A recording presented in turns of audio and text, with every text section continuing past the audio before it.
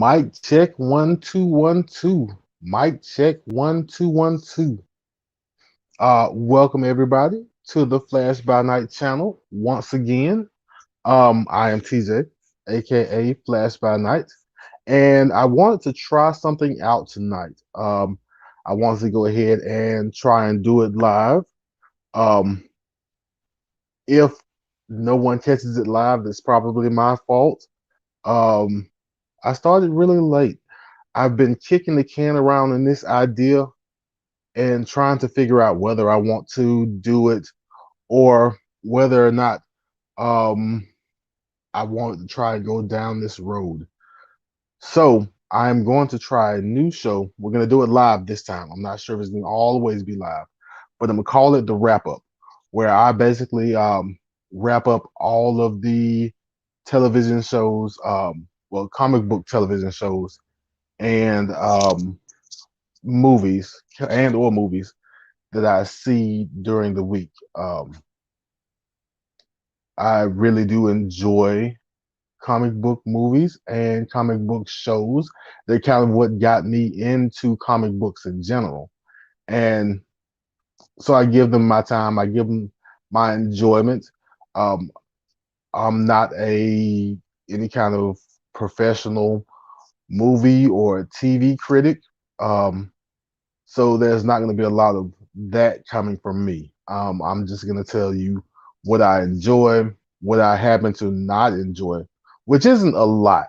Um, it takes a lot for me not to have fun while watching these shows and watching these movies. You really have to do something to bother me in order for me not to enjoy it.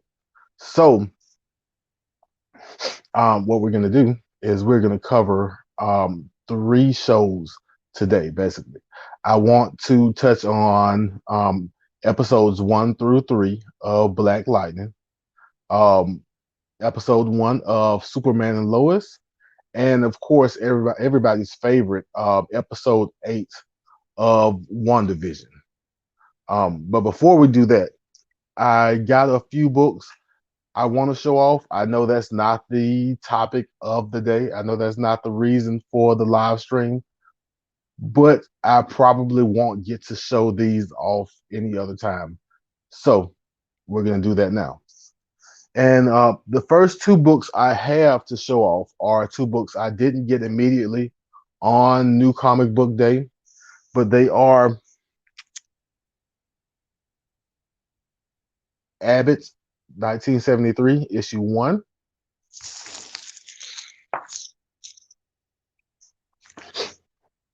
and Abbott 1973, issue 2. I haven't read them yet, but from what I heard, they're a pretty good story. Um, Basically about a black mayor in Detroit that the powers that be don't want to be mayor, and they are out to get him out of office um, through some kind of evil, magical means, whatever that may mean. And our main character here, um, her name escapes me. I don't know if her last name is Abbott or not. I'll have to read.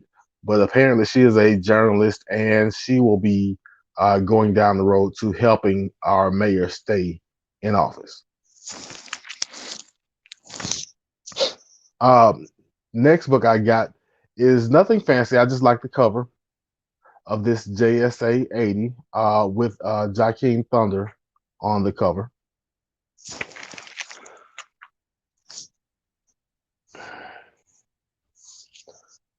Next book I picked up was actually a nice book from a flea market.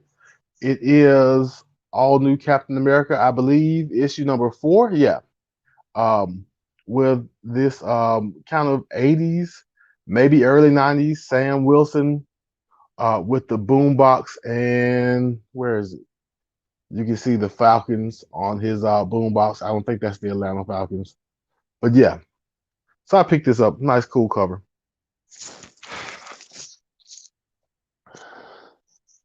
Next book I picked up is Blade 10.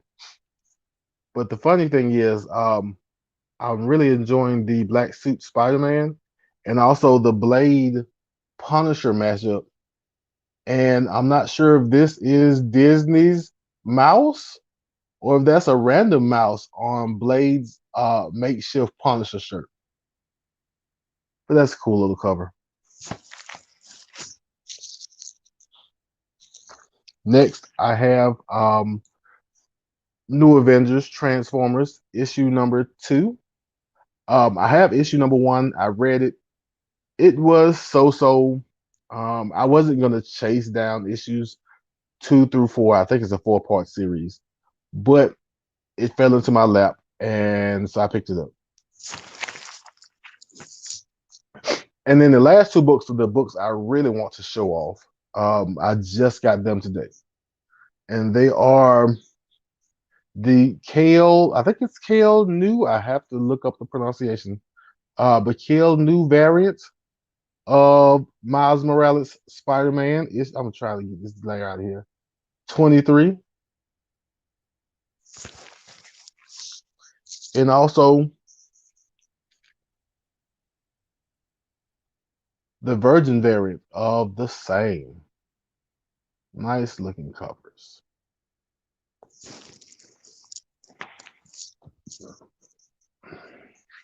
And those were my books that I picked up, over the weekend, basically. Pretty fun little weekend. But now we are going to get to the shows that I watched and I enjoyed this week. And I'm going to start off basically wrapping up Black Lightning not issues, Black Lightning episodes 1 through 3.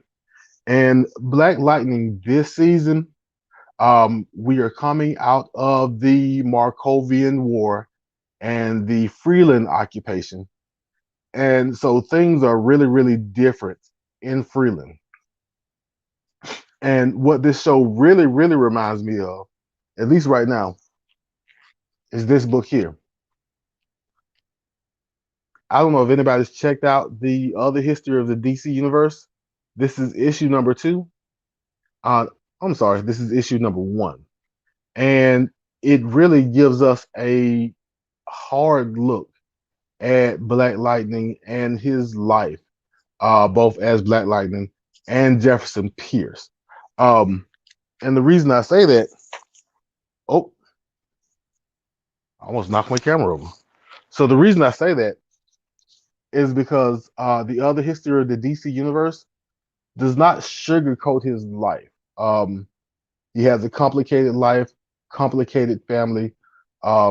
It is pretty hard, and it's not something that most people, I think, want to either read in a comic book or see on screen all the time. But it is reality, and I think it's what a lot of people would go through in those situations. So we open up, like I said, in episode 1, after a year after the Markovian War, and Black Lightning has basically lost a lot of his will to fight. His best friend at the time, um, Police Chief Henderson, got killed as part of this Markovian War. And of all the loss that's gone on in his life, being Black Lightning, I think this hit him the hardest. And he's basically ready to give up the mantle. He's not done in the suit anymore. He's been a little reckless. He's going out drinking.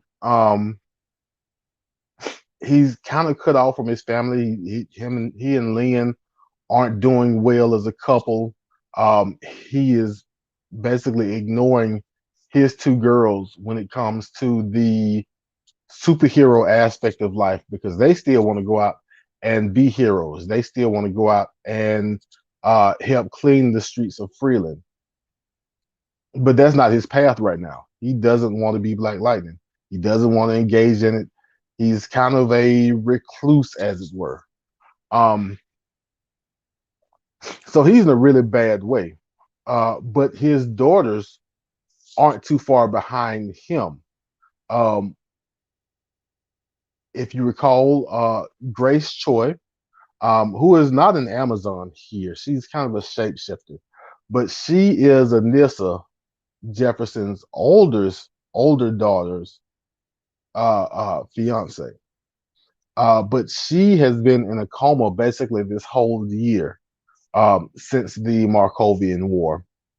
And so that's kind of where Nissa's mind is a lot of the time. And Jennifer is just a wild card. She's got this new power. She's young. She's free as a bird in her mind. She goes out flying every night and kind of goes into the atmosphere and kind of soaks up a little bit of power from the atmosphere. It helps her heal. It looks like it makes her feel good, like almost like it's a drug to get up in the air into the atmosphere and soak in some of this energy. And it looks like she may like it, but it may not be good for her in the long run. We'll have to find out what happens. As for Lynn in this new season, Lynn was supposed to be off of the meta drugs. Um, of course, last season we know that she kind of developed uh, this meta drug to counteract Gravedigger's effects. But at the same time, she was making this drug and experimenting on this drug for herself. Um, she kind of got hooked. She's kind of a little meta drug junkie. And supposedly she's clean, but she is not clean. And so we find Lynn going out and taking these meta drugs that give her some form of power for a short amount of time. And she goes out and takes it and does her vigilante thing, even though it's kind of dangerous. And I think she knows she's in over her head, but she doesn't want to admit it. Um, th- at certain points in time, Jefferson and the girls have all told her that she's in over her head and she shouldn't be out in the field and she's not like them. She's not a meta. She's a regular human, but she doesn't want to hear it.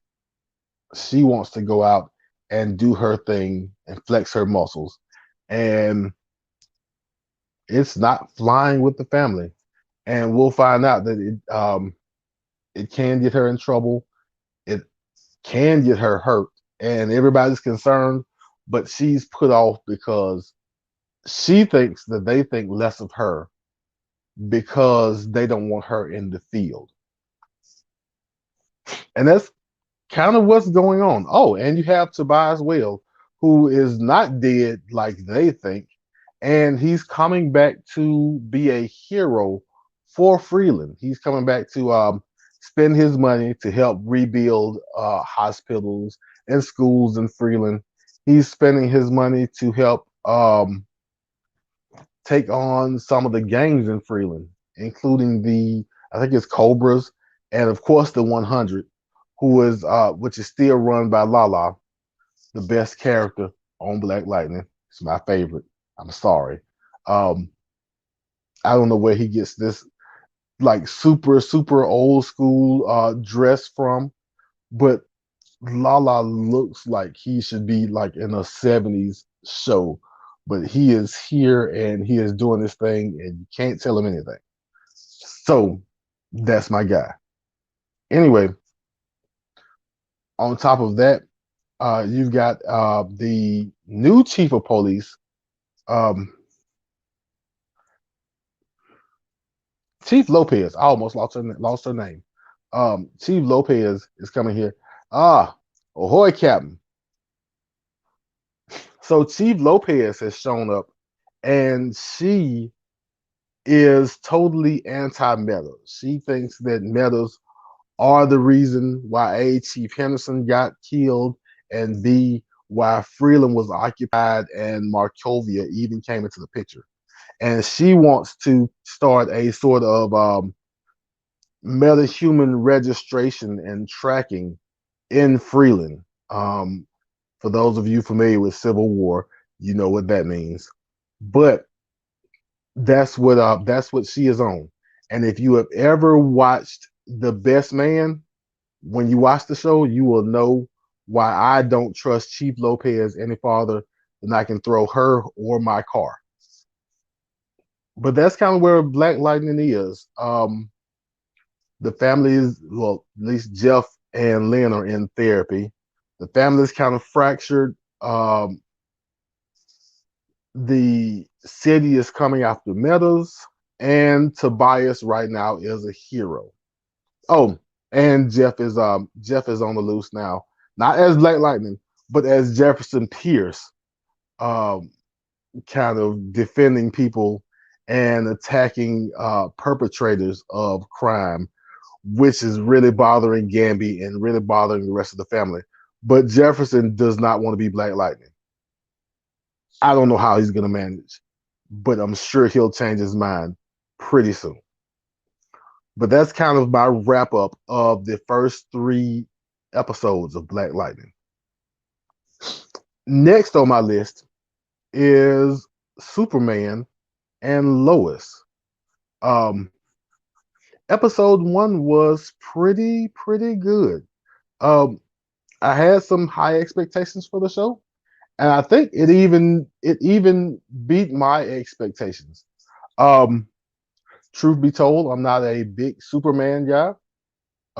If you pay enough attention to the internet, to social media, there ever since the show debuted, there is a big Man of Steel versus Superman and Lois contest over, you know, who was the best Superman, what's the best Superman portrayal.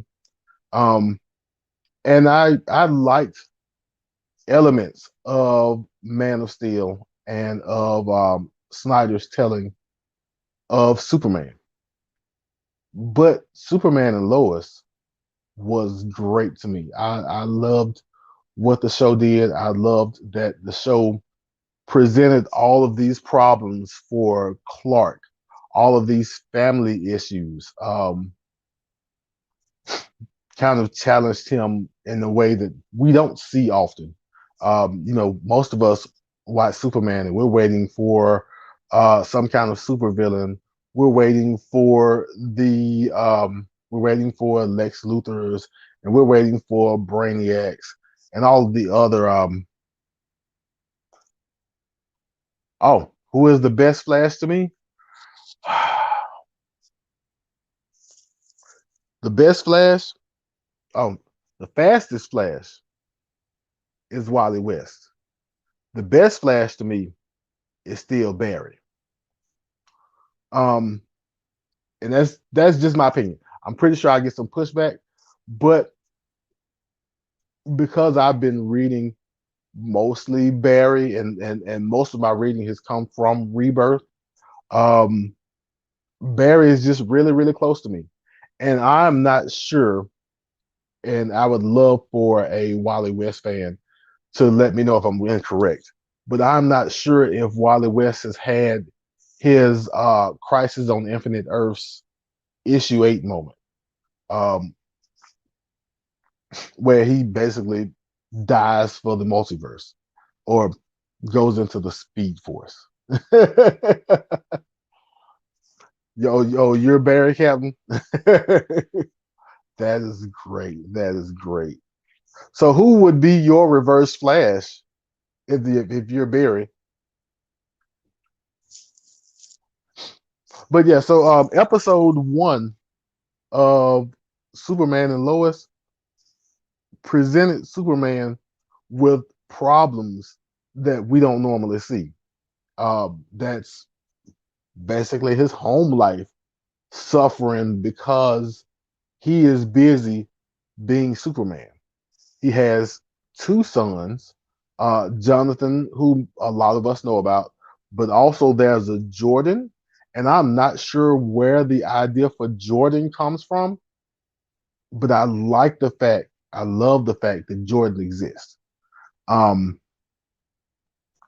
of course, a lot of people, including me, because I'm old enough to remember the cartoon, even though I didn't watch it live because it was from the 40s. I'm not that old yet, but I like the fact that it opened up with the is it Fleischer? the Fleischer cartoon suit, um, with the kind of black and red emblem. The opening Superman scene um had that suit and had him saving a boy from a green car that I'm pretty sure was supposed to resemble the car on Action Comics #1. So that was pretty cool. But yeah, in a nutshell, Superman or Clark meets Lois, has two kids. One kid has social anxiety um, issues, takes medicine for it and everything.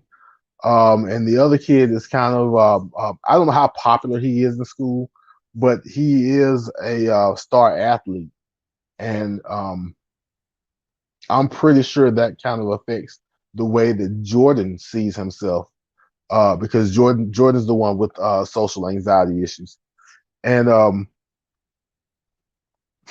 there comes a time when basically Clark A gets fired from the Daily Planet because um, Alex Morgan, is that the individual's name that that oh no, Morgan Edge, I'm sorry, Morgan Edge, I have to check my notes. Morgan Edge is this individual who apparently has a lot of money and who is buying everything. So first thing he buys in the show is the Daily Planet, and he cuts the staff in half, maybe worse. Um, Clark catches the bad end of the stick, and while he's catching the bad end of the stick, he finds out something really bad happens in Smallville. I'll leave that for if you decide to watch the show after this.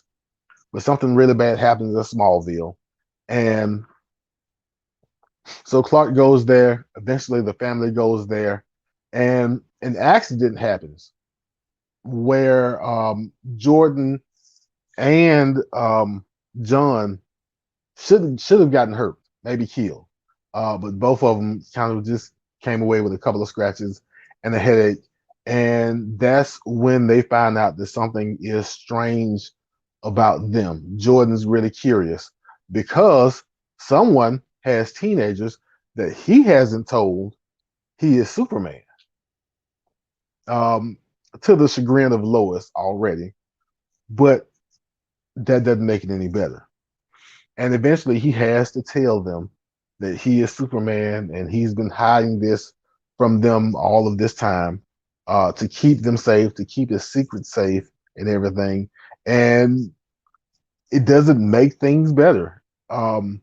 As I said, we're seeing Superman in these predicaments that we don't normally get to see him in. We don't normally get to see him trying hard and essentially failing so much. But I think that's what makes the show great.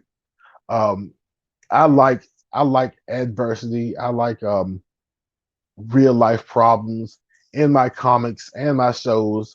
I feel like a lot of times I feel like I'm in a minority, but I like that stuff in my stories. I like happy endings eventually, but in these stories where you have an unlimited amount of setbacks that should be happening. You have an unlimited amount of enemies and an unlimited amount of circumstances that you have to overcome.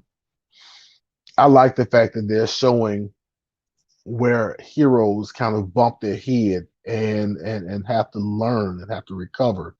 And this is one of them, but it's not some big bad villain. It's himself. It's his life. And so you kind of fast forward. I won't ramble on too long, but you kind of fast forward, and we found out that Clark and Lois thinks that John has. You know what, Kevin? I don't even know how. I'm doing this for my phone. I don't even know how to drop a link. Let me see. I have no idea how to do this. Let me see.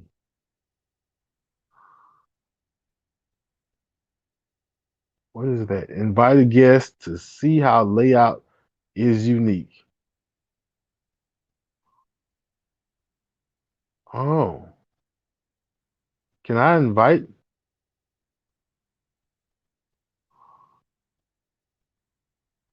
Let's see. All right, so I copied that. We're learning something new on the fly. Let me see. Now I copied the link and I am going post a comment.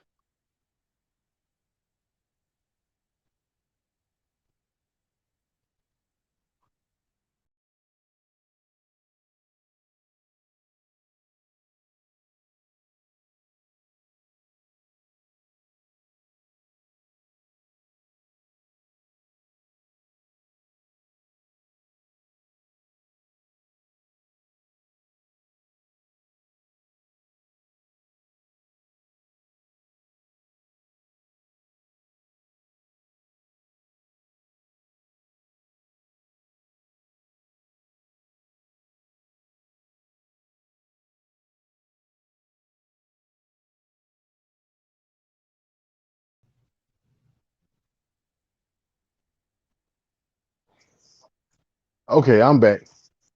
All right, we'll do that, Captain. I'll shoot you an email and we'll see how it works. Yeah, we'll do that. We'll do that. We'll figure out how this works. Um, but thank you for your help. Um, yeah. So if we fast forward, Clark and Lois both think that John has superpowers, and John was the person who saved he and Jordan in the barn when that catastrophe happened. But it turns out that Jordan is actually the person with superpowers, which is really interesting because he is the the less the less straightforward character of the two. He has more issues, more things to work through, and so I'm kind of glad that he has some form of powers from his time being Superman, or from being Superman's son. I'm sorry, um, but we also find that this Morgan Edge character also bought most of Smallville somehow. I'm really wondering, and we'll find out in later episodes if this Morgan Edge knows something about Clark. That the two places we know he invested money in to make changes are the Daily Planet and Smallville. Um, and we also get one more villain who I'm going to leave it to you to check out. But this villain apparently knows almost everything about Clark Kent, Superman, and I'm not 100% sure he is who the show makes him out to be. But we'll see who he is next Tuesday, right after we see the first episode of The Flash, which we will be covering um, when I get my stuff together. But the last show that I want to cover is WandaVision, episode number 8. And episode number 8 was really, really interesting for me because it did some things, and I'm pretty sure there are a lot of things that it did that people caught. Um, and I'm sure people are interested in a lot of the same things, but I am actually interested in some different things. Um, of course, we had Agatha. We had a flashback of Agatha at the 1693 Salem witch trials. Yeah, we had a flashback of Agatha at the 1693 Salem witch trials. Um, only I could have sworn that they were going to take her to the stake. try to burn her. They were going to ask her if she was a witch, and she was going to say, "No, I'm not a witch." But it turns out that she admits she's a witch, and these are a bunch of witches who think that Agatha has broken some witch rules, and she basically overpowers them all. I don't, and honestly, I'm not sure if she knew what was going to happen, if she knew she was going to overpower all of these witches, including her mother. But she overpowers them all, and then we get to present day, and of course, in present day, Agatha is in the basement with Wanda. After Wanda went looking for her kids, and she read from the Book of the Dead. Oh, that is interesting. See, I see that's something I don't know. One of the really fun things for me about WandaVision is it's a chance, a new chance for me to see something that I have no clue about. Um, I've never read any of Wanda's material. I've never read any of Vision's material. So all of these things that are coming to pass are pretty new, and that's kind of the fun of it. So Wanda. Well, no, Agatha has Wanda in her basement, and she basically wants to know how Wanda created Westview, or how Wanda manipulated Westview. Um, she kind of makes it a point to show with the she basically has a fly, and she does a couple of small spells to change the fly one way or another. She makes it bigger. She turns it into a bird and things. And she's showing Wanda that magic takes effort, magic takes spells, magic takes knowledge, and she is bothered by the fact that Wanda just changed all of Westview on a whim and with zero effort and doesn't know how she did it. And so Agatha's whole thing is to take Wanda back through the paces of her history, uh, peel back some of the onion layers so she can find out how it is that Wanda has done all of this magic. And so we go back through, and our first stop is the room in the apartment where her and Pietro's parents die, um, which is the reason for her being with Hydra in Age of well, before Age of Ultron actually, and waiting for White Vision. Dead here, Ghost. I that's actually another thing I'm interested in, and I get there, but I don't know the circumstances from which Color Vision turned into White Vision, or the ramifications of that in the comics. And so that again is another ride that I have to take and actually get to enjoy without kind of knowing and doing that comic book thing where I read this and I want to see if the show is going to do this, that, and the other. I haven't read anything, so the show is giving me something completely new, and I have fun with that. But we go through the paces. We find out that one of the reasons why Wanda has her new life set up as a sitcom is that she grew up watching and loving sitcoms. That was her American enjoyment basically. And so we get to see that throughout the flashbacks. But we get to see the bomb almost going off, but not going off in the living room with her and Pietro.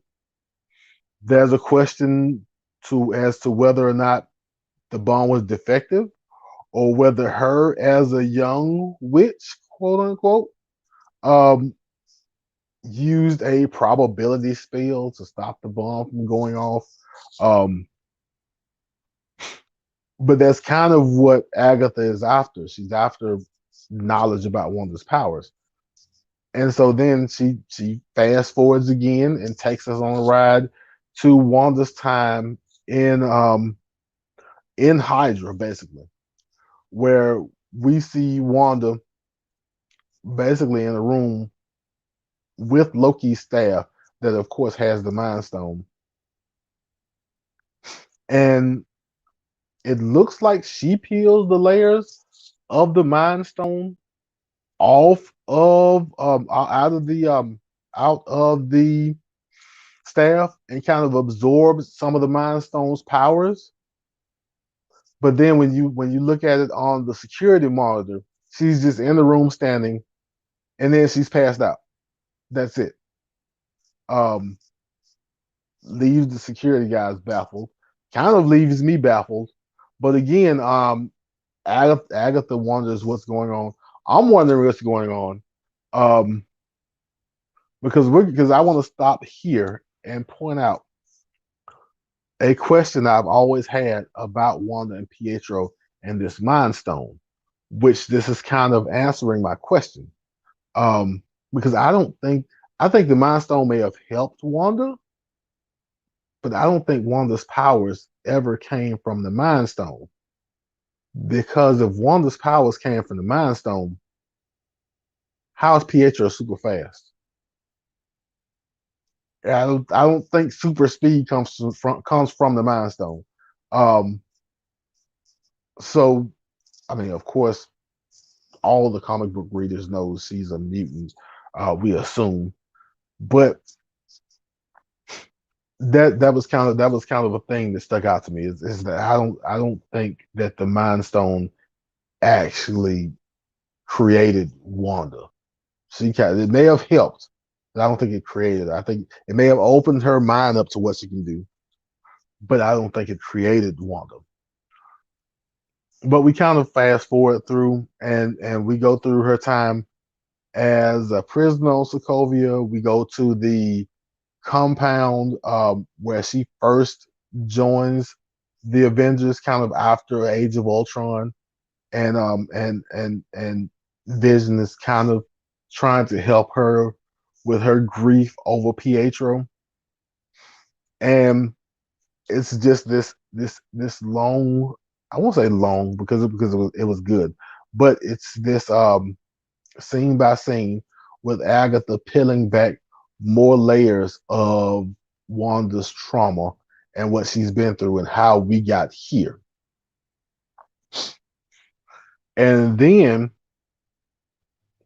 you get to my favorite part, and which really makes me ask a lot of questions about who the real villain of WandaVision is.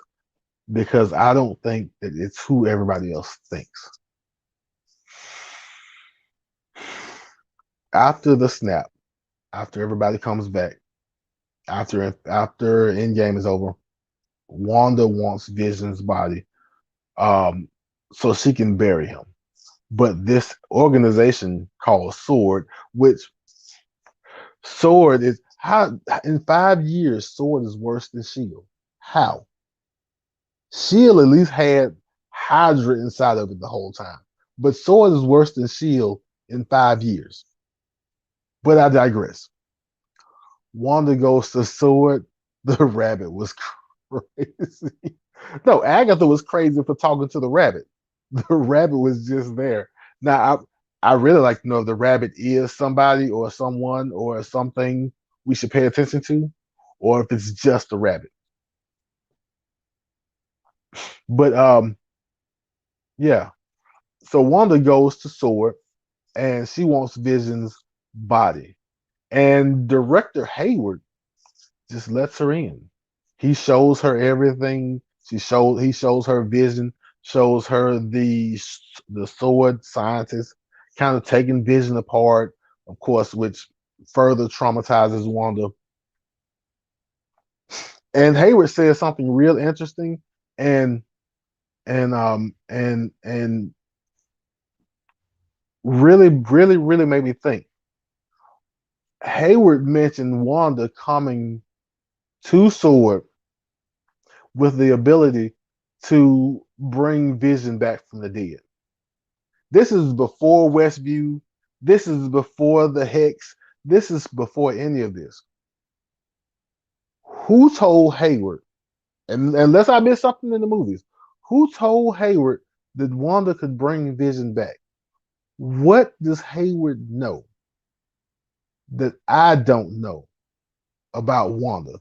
Because before any of this happens, Hayward says basically that Wanda is there and Wanda could bring him back. But anyway, Wanda kind of blows the windows out of the place. She goes down to, kind of touch Vision's head and feel him and everything, and which is kind of creepy. But then Hayward lets her leave, and she leaves without Vision. She goes to Westview, which I thought Westview didn't exist, so I may have to watch it again because I'm pretty sure it's something I missed. But she goes to Westview, to this plot of land and this foundation that Vision bought for her to grow old in. And she finally has a breakdown. She lost her parents. She lost her brother Pietro. I'm sorry. She lost Vision. She's gone through all this loss in a short amount of time. And I don't think she's had time to let it all out. Took Vision from Sword is what they showed Rambo. Yes, yes, and I am getting there. I am getting there with Mr. Hayward. So she basically has the breakdown that she's probably always needed as a person who's lost that much in that short of a time. She's probably needed to have a breakdown, have a shoulder to cry on, but it's Wanda, so her breakdown isn't like everybody else's breakdown, and she creates a whole sitcom city out of Westview. It was crazy to see. I don't think she did it on purpose. I don't know if she knew what she was doing, um, but that's what happened. And she created Vision and everything. She changed everything in this town that already existed with these people that were already there. Um, Now the new craziness is that once Agatha comes back, Agatha now knows who or what Wanda is. Um, she knows, and it sounds like she's been like this has been foretold or something like that.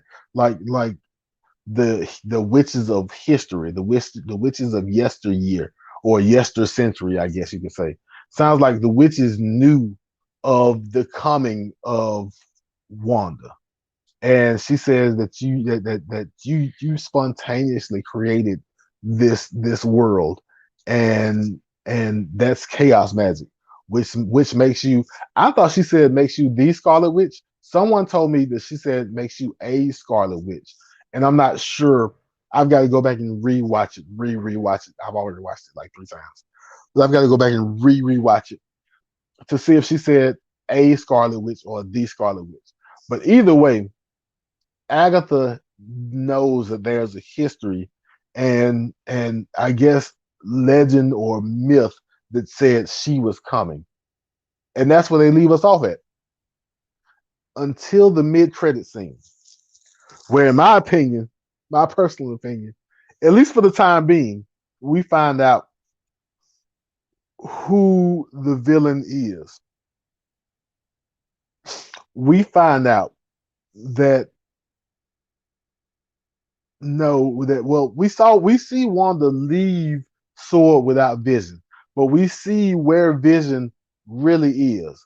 Vision is in a tactical tent with Sword, with Hayward, and basically they use energy from the drone that they sent in episode 4 or 5. I forget which one exactly, but they use energy from that drone to power this white vision. He says that they've been trying to figure out a way to power him up for years, and all they needed was a tap from the source.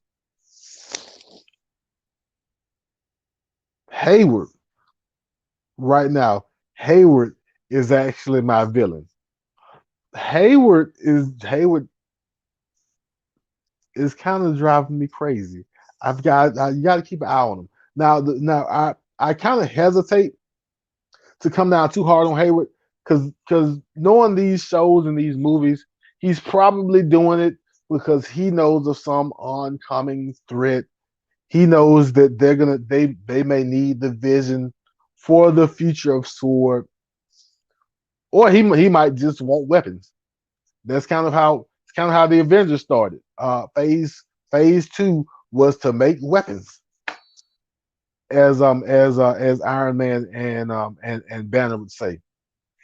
So maybe phase two of Sword is to make weapons, and they need the vision for it. But either way, Hayward's been playing everybody. Hayward's been playing all of us viewers, all along, um, with this vision thing. Now, I don't know how this is going to end. I don't know how it's going to play out. I guess we'll find out Friday. Hopefully, hopefully, hopefully, I won't find out Friday early in the morning on Twitter somewhere. Please don't be. Please, if you get up early and watch WandaVision, that is great. Please don't be the people that get up early, watch WandaVision, and spoil it. Please don't be those guys. Don't be those guys and gals. But it's mostly guys. Let's face it. But yeah, Hayward, to me, he came off. I think he's the primary villain. I think he's playing with something that he doesn't understand. And here's my real question. Here's my real shot in the dark. Because I don't do too many specs. I don't do too many guesses at what's going to happen in the future. I kind of let them come to me. But I was rewatching Age of Ultron, and while rewatching Age of Ultron, I noticed something. In episode 7, yes, the no spoiler for 2 day rule, which I may be breaking at the tail end of the day, but it's it's 12 o'clock. It's midnight. It's Sunday. Um, I think I'm in the clear. But um, in episode 7, there was a commercial about this Nexus drug, and there was a lot of spec about the Nexus of reality and Wanda being a Nexus and everything. Um, my 1% chance of something happening, if you go back and watch Age of Ultron, the internet hub of the world is in Norway, and it is called the Nexus. If Hayward keeps messing around, Hayward may bring Vision back with no kind of emotion, with no kind of with without what made him Vision, and basically just make him a robot. And there may be a little ounce, just a little bit, just a speck right there, a speck of Ultron in Vision's shoulder. And Hayward's going to mess around. I don't think the MCU is really going to come back around and visit a villain that big when they've got other things going on. But Hayward could mess around and bring back Ultron. Will it happen? I don't think so. But I thought that the Nexus being in Norway, the Nexus being the internet hub in Age of Ultron, kind of jumped off the screen at me when I rewatched Age of Ultron today. And so what we're gonna see. What happens with this white vision? What happens with Agatha Harkness and Wanda. I really want to see what happens if because all of this stuff with Wanda, her whole life on this show has basically been made up. If for some reason those kids are not real, uh, because we know Vision isn't real in this world of Wanda's. If those kids aren't real, I hate to see what happens to the world when that reality hits Wanda and Wanda loses something else. In that episode where they send the drone in to Wanda's hex, and Wanda turns around and says and tells Hayward she has what she wants and nobody will ever take it away from her again. She meant that. So if Agatha turns around and tells Wanda that those kids aren't real, that's it for your universe. That's it for the MCU. That's it for everybody. Y'all can call it a night. Y'all can call it a day. Call it a day. Call it a night. Call it what you want to. Just don't call Wanda. And those are the three TV shows that I enjoyed this week from comic books. That's Black Lightning, Superman and Lois, and WandaVision. Um, Next week I'm going to try to do this and be more organized, and maybe I'll figure out how to do more things on StreamYard by next week because I'm old and I can't figure out new stuff.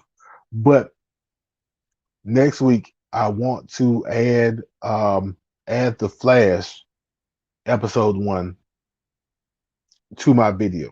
I know it's CW. I know people don't like CW. They jumped off the Flash in season 2 or after season 2, and CW has too much teen angst and all of these complaints about CW. But I'm a Flash guy. If they put the Flash on TV, I'm gonna watch.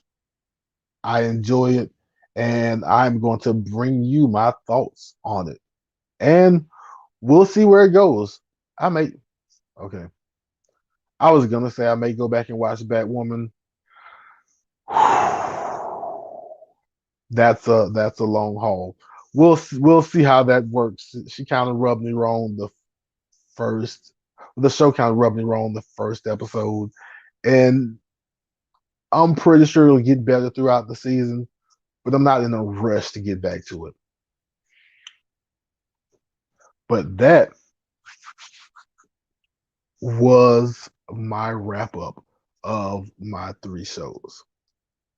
If you made it this far, thank you for hanging out. Thank you for sticking around. Um, Thank you for bearing through some of my faux pas and some of my pauses. And I'm pretty sure somewhere in there my screen went black because I turned myself off by accident. Thank you for bearing with that too. So, love yourself, love others. Give Flash a chance on Tuesday. I know you'll be around Tuesday because Superman and Lois comes on right afterwards. And I will be back in the Flash.